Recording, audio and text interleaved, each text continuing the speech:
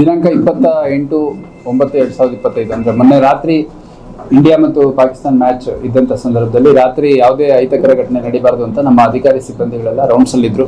ಕೆಲವು ವಿಕೆಟ್ಗಳನ್ನು ಬ್ಯಾರಿಕೇಡ್ಗಳನ್ನ ಇಂಪಾರ್ಟೆಂಟ್ ಜಾಗದಲ್ಲಿ ಹಾಕಲಾಗಿತ್ತು. ಆ ಸಂದರ್ಭದಲ್ಲಿ ಸುಮಾರು 11:30-12 ಗಂಟೆ ಸಮಯದಲ್ಲಿ ಮ್ಯಾಚ್ ಮುಗಿದ ಸಂದರ್ಭದಲ್ಲಿ ಅಲ್ಲಿ ರೌಂಡ್ಸಲ್ಲಿದ್ದಂಥ ನಮ್ಮ ಸಿಬ್ಬಂದಿಗಳು ಹೋಗ್ಬಿಟ್ಟು ವಿವೇಕಾನಂದ ಸರ್ಕಲ್ ಇರೋ ಒಂದು ಸೈನಿಕ ಮೆಸ್ ಅನ್ನುವಂಥ ಅಲ್ಲಿ ಇನ್ನು ಓಪನ್ ಇದೆ, ಕ್ಲೋಸ್ ಮಾಡಿ ಅಂತಂದು ಸೂಚನೆ ಕೊಟ್ಟಿದ್ದಾರೆ. ಆ ಸೂಚನೆ ಕೊಟ್ಟಂಥ ಸಂದರ್ಭದಲ್ಲಿ ಅವರು ಸೂಚನೆನ ಪಾಲಿಸಿಲ್ಲ ಮತ್ತು ಅಲ್ಲಿ ಸಂಘರ್ಷಕ್ಕೆ ಇಳಿದ್ರು ಅಂತಂದು ನಮ್ಮ ಸಿಬ್ಬಂದಿಗಳು ಕರ್ತವ್ಯಕ್ಕೆ ಅಡ್ಡಿಪಡಿಸಿದ್ದಾರೆ ಅಂತಂದು ಒಂದು ಕಂಪ್ಲೇಂಟನ್ನು ಕೊಟ್ಟಿದ್ದಾರೆ. ಸೊ ಅಲ್ಲಿ ನಡೆದಂಥ ಘಟನೆಯನ್ನು ಕೂಲಂಕುಷವಾಗಿ ನಾವು ಪರಿಶೀಲಿಸಲಿಕ್ಕೆ ನಮ್ಮ ಅಧಿಕಾರಿಗಳಿದ್ವಿ. ನಾನು ಕೂಡ ನಿನ್ನೆ ಭೇಟಿ ಮಾಡಿದ್ವಿ. ನಂತರ ಆ ಲೇಡಿ ಏನಿದ್ದಾರೆ, ಯಾರು ಇಂಜೂರ್ಡ್ ಇದ್ದಾನೆ ರಾಮು ನಿಪ್ಪಾಣಿ ಅನ್ನುವಂಥವ್ರು ಮಾಜಿ ಸೈನಿಕರು ಇದ್ದಾರೆ. ಅವರ ಶ್ರೀಮತಿಯವರು ಕೊಟ್ಟ ಕಂಪ್ಲೇಂಟ್ ಮೇಲೆ ಒಂದು ಪ್ರಕರಣವನ್ನು ದಾಖಲು ಮಾಡ್ಕೊಂಡಿದ್ದೇವೆ. ಅದರಲ್ಲಿ ನಮ್ಮ ಇಬ್ಬರು ಸಿಬ್ಬಂದಿಗಳು ಅನುಚಿತವಾಗಿ ವರ್ತನೆ ಮಾಡಿರುವಂಥದ್ದು ಮತ್ತು ನಿಯಮ ಬಾಹಿರವಾಗಿ ಕಾನೂನು ಬಾಹಿರವಾಗಿ ಆ ವ್ಯಕ್ತಿ ಮೇಲೆ ಹಲ್ಲೆ ಮಾಡಿರುವಂಥದ್ದು ನಮಗೆ ತನಿಖೆಯಲ್ಲಿ ಕಂಡು ಬಂದ ಹಿನ್ನೆಲೆಯಲ್ಲಿ ಅವರಿಬ್ಬರ ಮೇಲೆ ಇನಿಷಿಯಲಿ ಎನ್ಕ್ವೈರಿನ ಪೆಂಡಿಂಗ್ ಇಟ್ಟು ಸಸ್ಪೆನ್ಷನ್ ಮಾಡಲಾಗಿತ್ತು. ಅದಾದ ನಂತರ ತನಿಖೆಯಲ್ಲಿ ಅವರ ಒಂದು ನಡವಳಿಕೆ ಏನಿದೆ ಅದು ಅಫೆನ್ಸ್ ಅಂತ ಕಾನ್ಸ್ಟಿಟ್ಯೂಟ್ ಆಗಿರೋದ್ರಿಂದ ಮತ್ತು ಆ ಲೇಡಿ ಕೊಟ್ಟಿರೋ ಕಂಪ್ಲೇಂಟ್ ಏನಿದೆ ಆ ಕಂಪ್ಲೇಂಟಲ್ಲಿ ನಮ್ಮ ತನಿಖೆಯಲ್ಲಿ ಇರುವಂಥ ವಿಷಯಗಳು ತನಿಖೆಯಲ್ಲಿ ಕಂಡು ಬಂದದರ ಹಿನ್ನೆಲೆಯಲ್ಲಿ ಇಬ್ಬರು ಸಿಬ್ಬಂದಿಗಳು ASI ವಿದ್ಯಾನಂದ್ ಸುಬೇದಾರ್ ಮತ್ತು PC ರಾಚಪ್ಪ ಕಣಬೂರ್ ಅನ್ನೋವಂಥವ್ರನ್ನ ನಾವು ವಶಕ್ಕೆ ತಗೊಂಡು ವಿಚಾರಣೆಗೆ ಒಳಪಡಿಸಿ ಅವ್ರನ್ನ ದಸ್ತಗಿರಿ ಮಾಡಿ ನ್ಯಾಯಾಲಯದ ಮುಂದೆ ಹಾಜರು ಮಾಡಿದ್ದೇವೆ. ನ್ಯಾಯಾಂಗ ಬಂಧನವನ್ನು ಕೋರ್ಟ್ ಆದೇಶ ಮಾಡಿದೆ. ಆ ಪ್ರಕಾರ ನಡೆದುಕೊಳ್ಳಲಾಗಿದೆ.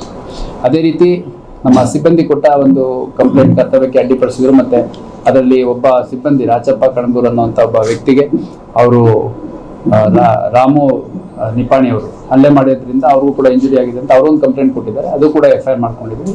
ಅದನ್ನು ಇನ್ವೆಸ್ಟಿಗೇಷನ್ ಮಾಡಲಾಗುತ್ತೆ.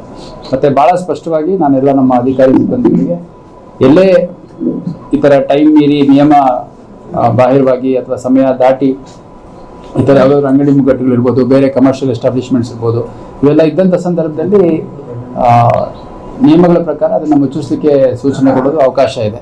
ಆದರೆ ಈ ರೀತಿ ಸಂಘರ್ಷಕ್ಕೆ ಇಳಿಯುವಂಥ ಅವಕಾಶ ಇಲ್ಲ.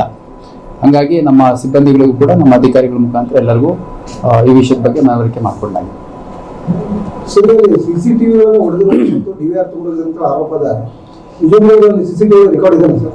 ಈಗ ಏನೇನು DVR ನಮ್ಮ ವಶದಲ್ಲಿದೆ ಅದನ್ನ ಎನ್ಕ್ವೈರಿ ಮಾಡ್ತಾರೆ ಮತ್ತು ಅದನ್ನ ಇನ್ವೆಸ್ಟಿಗೇಷನ್ಗೆ ಒಳಪಡಿಸ್ತಾರೆ. ಮತ್ತು ಭಾಳ ಸ್ಪಷ್ಟವಾಗಿ ಅಲ್ಲಿದ್ದಂಥವ್ರೆ ಒಬ್ರು ಮಾಡಿರುವಂಥ ವಿಡಿಯೋದಲ್ಲಿ ಹೆಲ್ಮೆಟ್ ತೊಗೊಂಡು ನಮ್ಮ ASI ಹೊಡೆಯುವಂಥದ್ದು ಭಾಳ ಸ್ಪಷ್ಟವಾಗಿ ಕಂಡು ಬಂದಿದೆ. ಅದರ ಹಿನ್ನೆಲೆಯಲ್ಲಿ ಅರೆಸ್ಟ್ ಮಾಡಿರುವಂಥದ್ದು.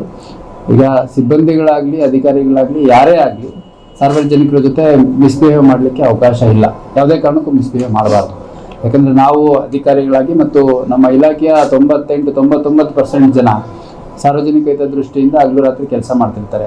ಬಿಸಿಲು ಮಳೆ ಗಾಳಿ ಎಲ್ಲ ಸಂದರ್ಭದಲ್ಲೂ, ಹಬ್ಬ ಹರಿದಿನ ಇದ್ದಂಥ ಸಂದರ್ಭದಲ್ಲಿ, ಜಾತ್ರಾ ಮಹೋತ್ಸವಗಳಿದ್ದಂಥ ಸಂದರ್ಭದಲ್ಲಿ ಮತ್ತು ಎಲ್ಲರ ಮನೆಗಳಲ್ಲೂ ಹಬ್ಬ ಮಾಡುವಂಥ ಸಂದರ್ಭದಲ್ಲಿ ನಮ್ಮ ಅಧಿಕಾರಿ ಸಿಬ್ಬಂದಿಗಳು ಕರ್ತವ್ಯ ನಿರ್ವಹಿಸ್ತಾ ಇರ್ತಾರೆ. ಒಬ್ಬರು ಇಬ್ಬರು ಈ ಥರ ಕೃತ್ಯಗಳು ಮಾಡೋದ್ರಿಂದ ಇಲಾಖೆಯ ಒಂದು ಘನತೆ ಏನಿದೆ, ಗೌರವ ಏನಿದೆ ಅದು ಕೂಡ ಕಮ್ಮಿ ಆಗುತ್ತೆ. ಮತ್ತು ಸಾರ್ವಜನಿಕರ ಅಭಿಪ್ರಾಯ ಏನು ಇಲಾಖೆ ಬಗ್ಗೆ ಇದೆ ಅದಕ್ಕೆ ಧಕ್ಕೆ ಬರುತ್ತೆ. ಅದರ ಹಿನ್ನೆಲೆಯಲ್ಲಿ ನಾನು ಇಲಾಖಾ ಶಿಸ್ತಿನ ಕ್ರಮವನ್ನು ಪೆಂಡಿಂಗ್ ಇಟ್ಟು ಅವ್ರನ್ನ ಅಮಾನತು ಕೂಡ ಮಾಡಿದ್ದೀನಿ. ಮತ್ತು ಇನ್ನೂ ಹೆಚ್ಚು ಸೆನ್ಸಿಟೈಸ್ ಮಾಡುವಂಥ ಅವಶ್ಯಕತೆ ಇದೆ. ಅದೇ ರೀತಿ ನಾನು ಸಾರ್ವಜನಿಕರಿಗೂ ಕೂಡ ಮನವಿ ಮಾಡ್ತೀನಿ. ಕೆಲವು ಸೂಚನೆಗಳನ್ನು ಅಧಿಕಾರಿಗಳಿರಲಿ ಸಿಬ್ಬಂದಿಗಳಿರಲಿ ನೀಡುವಂಥದ್ದು ಸಾರ್ವಜನಿಕ ಹಿತದೃಷ್ಟಿಯಿಂದ.